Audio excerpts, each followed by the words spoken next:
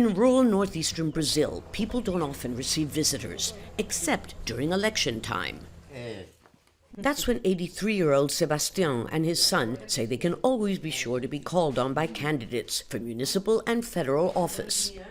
Just last week, 32-year-old JAELSON says he was working right here, making his clay pots, when they were visited and offered between $2 and $10 for their votes. They come here, start to talk to us and say, vote for me. Then they put their hands in their pockets and give you the money. Since the person is in need, they take it, you see.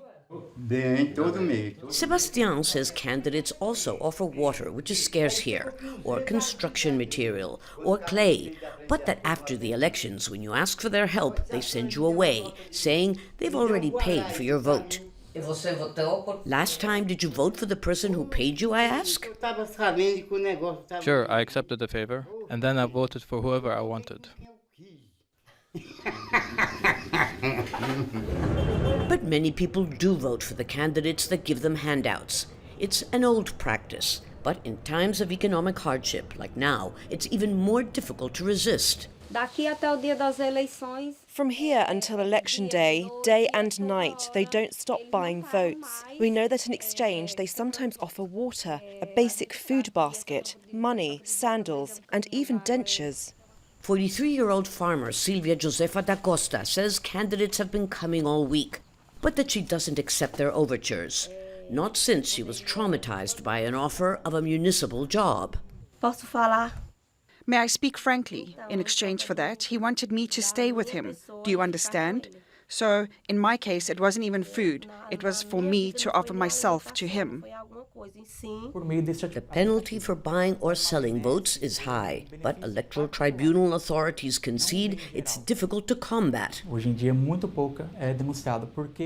Nowadays, very few cases are reported. We need to change voter behavior because the voter who tries to sell his vote or has his vote corrupted won't denounce himself. Financial incentives for voting are more common in municipal elections, but not exclusively. Incumbent candidates all the way up to the presidency have the advantage. Perhaps the most obvious example is President Jair Bolsonaro's decision to distribute $120 to Brazilian families most in need for the next 4 months, even though the Constitution specifically bars governments from distributing money on the eve of elections. President Bolsonaro declared a state of emergency to get around the prohibition.